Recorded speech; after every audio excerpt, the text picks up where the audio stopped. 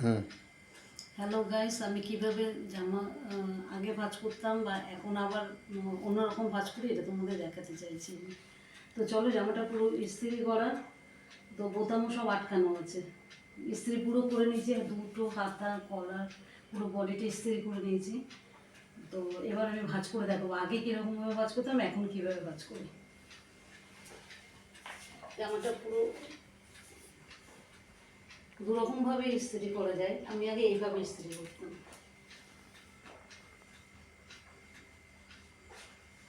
শার্টটা পুরো দু হাতা বডি পুরো ইস্ত্রি করে নিয়েছি। এদিকে একটা ভাঁজ দিলাম, তো এদিকে একটা ভাঁজ দিলাম, দিয়ে দুটো হাতা এইভাবে থাকতো, এর উপর ইস্ত্রি চালাতাম।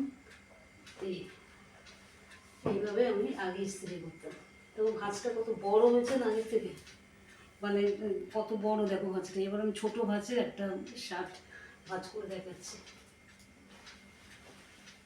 দেখো পুরো ইস্ত্রি করা, এই শার্টটাই আমি দেখাচ্ছি পুরো ইস্ত্রি করা। বোতাম লাগিয়ে নিয়েছি প্রত্যেকটা। এবার আমি কী করবো, এই সাইড দিয়ে ভাঁজ না করে এই পুরো শার্টটাকে আমি,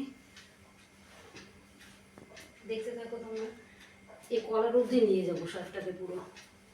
এই কলার অবধি নিয়ে গেলাম, এতটা অবধি ইস্ত্রি করে নিয়েছি, নিয়ে কলার অবধি পুরো। যারা আমার ভিডিও দেখো দেখবে, যেরকম ইচ্ছা দুটোই দেখালাম, যেটা ইচ্ছা করতে পারে। এখন এটা আমার ভালো লাগে, তো মানে কাজটা একটু খুব ছোট হয়, তো আমি এখন এরকমই করি। আগে প্রচুর ইস্ত্রি করতাম, এখন অনেক কমে গেছে ইস্ত্রি করানো। এই হাতাটা এদিকে দিয়ে দিয়েছি, এটা পুরো কলার অবধি নিয়েছি, যাতে বেশি তুলবো না, ঠিক এই দাগটা অবধি শার্টটা বোতাম আটকে দিয়ে। এই হাতাটা এদিকে দিলাম, দেন এই হাতাটা আবার এদিকে দিলাম, ঠিক আছে। এবার দেখো, এই যে কাঁধ অবধি, এই যে কাঁধ কলারের সাইডে, এখান থেকে আমি আরেকটা ভাঁজ দেবো, এই কলার অবধি, মানে কলারের এতটা অবধি, এই পুরো নিয়ে আসবো এই কলার অবধি। দেখো এই একটা ভাঁজ দিলাম, তারপর আবার এই কলার অবধি আরেকটা ভাঁজ দেবো। এই এরপর